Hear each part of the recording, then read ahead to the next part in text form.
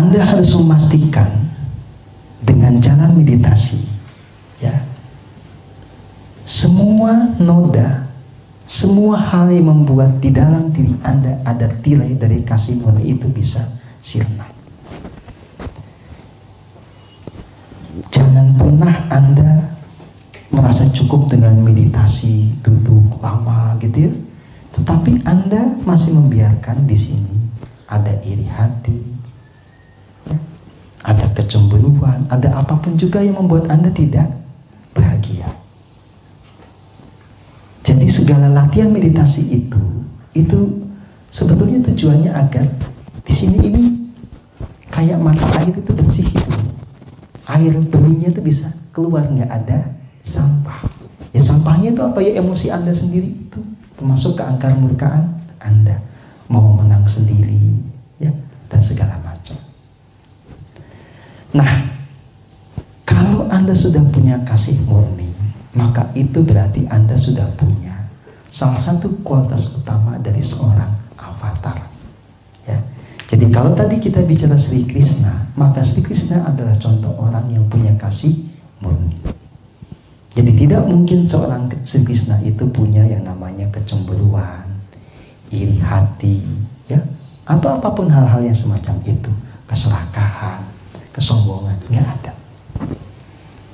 Jadi kalau Anda itu mau mengikuti jalan Sri Krishna, ya itu ditumbuhkan di dalam diri. Nggak ada gunanya Anda memuja Sri Krishna, tetapi Anda masih penuh dengan keangkaran murkaan tadi. Sama saja. Kasih murni itu juga yang menjadi watak dari Yesus atau Yesua. Tidak ada gunanya Anda mengagung-agungkan Dia kalau di dalam diri Anda isinya sampah-sampah tadi. Ya. Nah, meditasi itu cara supaya sampah-sampah itu bersih. Gitu ya.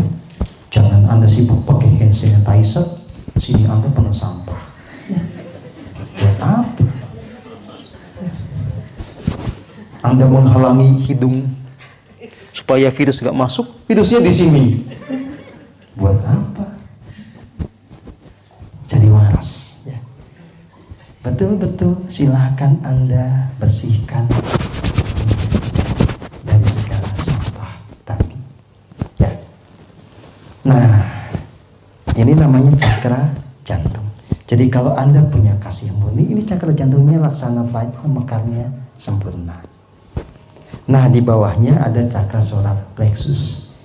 Ini tentang kepasrahan, tentang hidup mengalir. Kalau manusia biasa tuh gini, ya. Kalau misalnya dia kerja, dia udah masang target. Saya pokoknya harus jadi manajer. Tahun ini saya masih dapat omset sekian. Ya. Pokoknya maksa, ya. Itu manusia biasa. Dan manusia biasa seperti itu yang nanti pasti akan menderita. Lalu bisa nggak kita menjadi manusia berprestasi tapi nggak maksa? Bisa.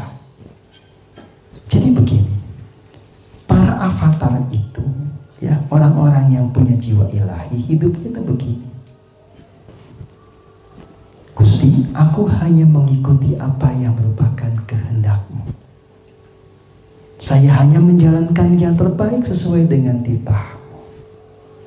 Selanjutnya, selebihnya, apapun yang terjadi, saya mengikuti keadilan semesta. Saya tidak memaksakan apapun, saya menerima apapun. Kata kuncinya bukan gak ngapa-ngapain. Kata kuncinya justru melakukan yang terbaik sesuai dengan rancangan agung, sesuai dengan titah Gusti.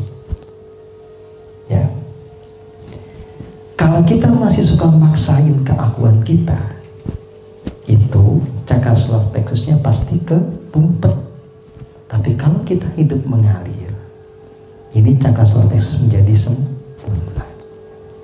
Dan kita akan mencapai rancangan agung kalau semakin bisa meluruhkan ego.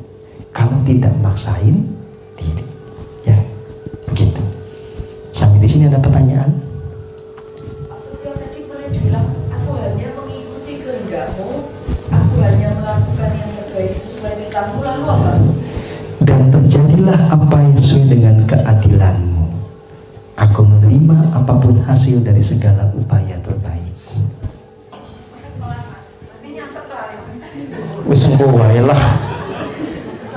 Ya nanti aja, saya juga kesurupan nanti kok.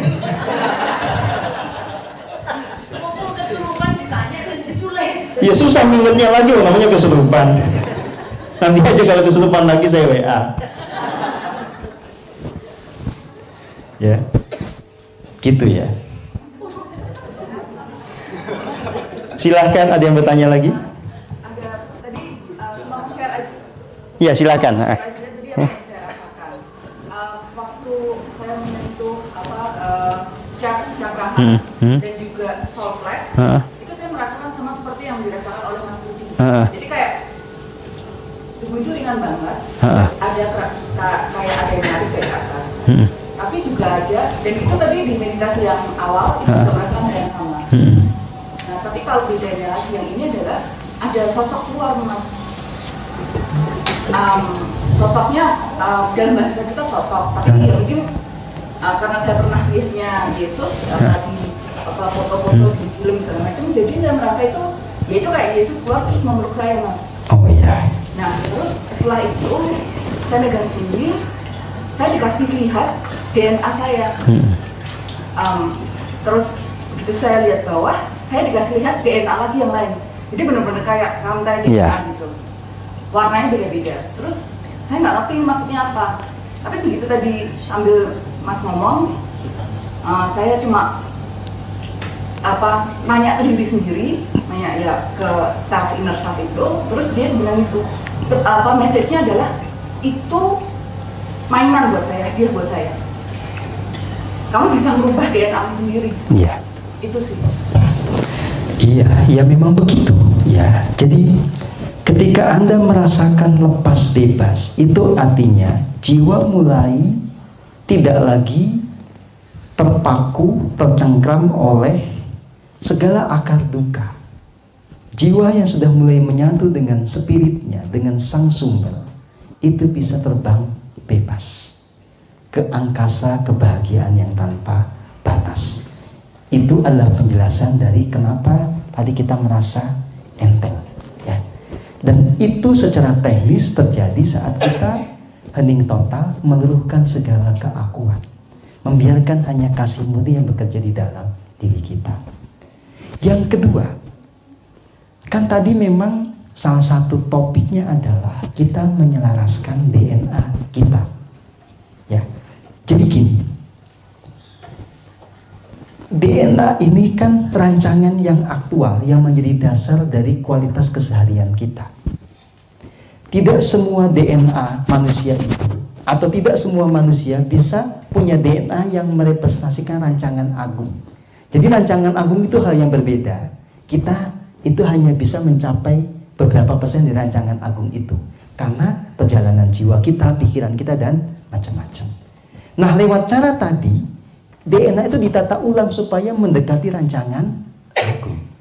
Kalau DNA itu dirubah supaya sesuai dengan rancangan agung, maka nanti akan mempengaruhi kualitas fisik, kualitas pikiran, karya, dan lainnya. Ya.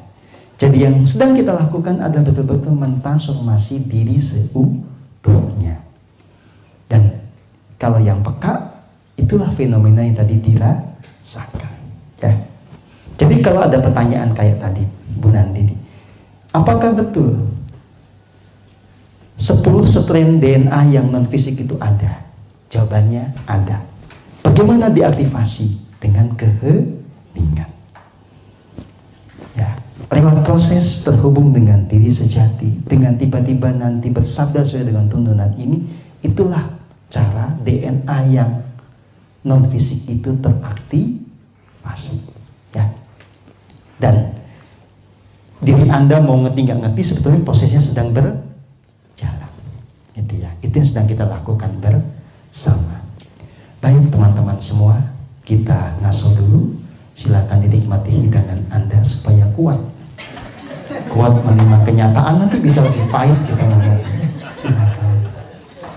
Selamat menikmati hidangan.